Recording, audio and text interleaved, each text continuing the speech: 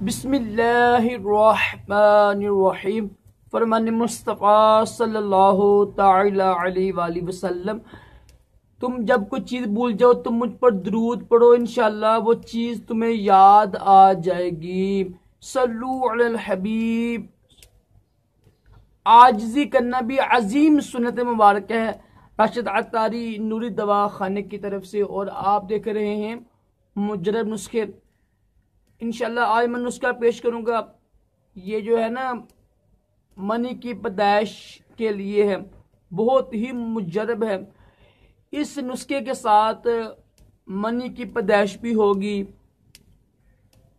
जोड़ों के दर्द के लिए भी अच्छा है।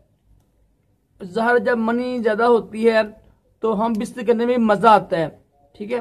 फिर एहतराम, जरियान, सूरत इंजाल के लिए भी बेहतरीन है। टाइमिंग में इजाफा करता है, सूरत इंजाल का खात्मा करता है। और पट्ठों के लिए अच्छी चीज़ है, पट्ठे मजबूत होते हैं।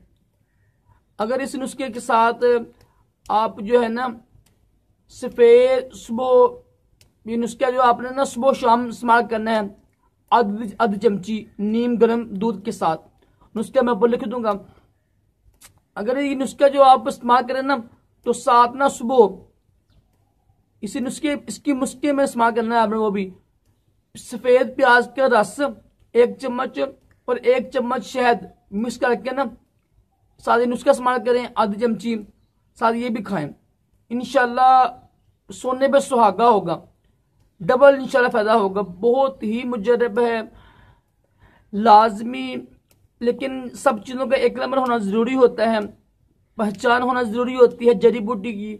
तो अच्छा यही होता है, एक तो आपका मजाज क्या है, मजाज के मुताबिक इस्तेमाल करें नुस्खे, और दूसरा जड़ी बूटी की पहचान होना ज़रूरी है। अच्छा यही होता है कि किसी अच्छे हकीम से जो है ना वाकई काबिल एतबार हो। ज़रूरी नहीं मैं अपनी बात कर रहा हूँ या अपने दुआ खाने की बात कर रहा हूँ, कोई भी अच्छा हकीम हो जो आपके करीब रहता है। हमसे तो हमसे मोले एक हुनर है ना, एक हमारा फ़न है, एक हमारा शोबा है काम का। तो इसका इजहार करना कोई ऐप नहीं, कोई चोरी नहीं, कोई धोखाबाजी नहीं होती है। कुछ लोग कहते हैं जी अपनी आप यानी दुकानें, देखो अपना कारोबार अगर चलाते हैं हम लोग तो कोई गुनाह तो नहीं है, सवाल का काम है ना। क्या ख्याल है? सहाबा कराम ने भी अपना काम किया, अल्लाह के वलियों ने अपना काम किया है। तो काम के लिए जो फ़न है ना, फ़न का इजहार करना तो कहीं भी नहीं लिखा हुआ कि ये गुनाह है, ठीक है। ये नुस्खा इस्तेमाल कीजिएगा, इंशाल्लाह इस नुस्खे की बरकत से आपके ये तमाम मसले हल होंगे, ठीक है। तो अल्लाह ताला हम सबको भी दोनों जहानों की भलाइयाँ अता करे, तमाम जिस्मानी रूहानी बीमारियों से महफूज रखे।